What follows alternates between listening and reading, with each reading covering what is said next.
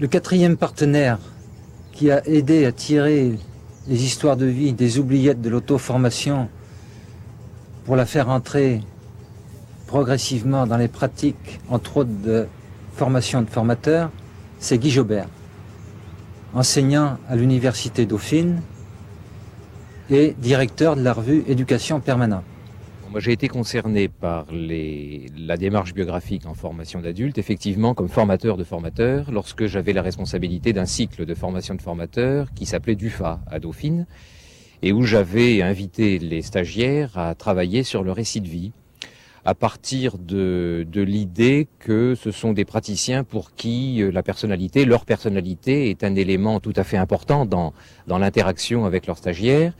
et qu'il était important qu'ils puissent travailler sur cet aspect des choses, mais en mettant cette exploration là en rapport avec les questions de savoir et de rapport au savoir. Et la démarche biographique auquel on s'est livré, je dis bien on en incluant les formateurs de formateurs, après une démarche de préparation assez longue et à l'occasion de séminaires résidentiels de longue durée, visait à nous permettre à chacun d'explorer notre rapport au savoir, de comprendre comment nous avons appris à la fois à l'occasion des formes instituées de formation, mais aussi dans les différentes occasions de la vie,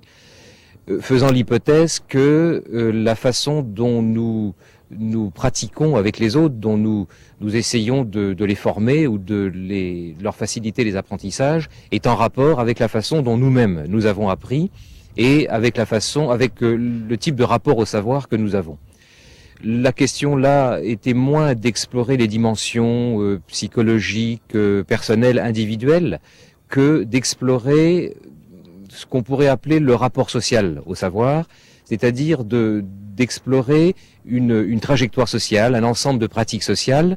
dans lesquelles on pouvait lire, interpréter la façon dont chacun non seulement avait appris, mais se situait par rapport à la connaissance. Je dois dire que nous n'avons pas fait d'évaluation approfondie de cette expérience, mais que, autant qu'on ait pu l'évaluer en parlant, c'est une étape qui, rétrospectivement,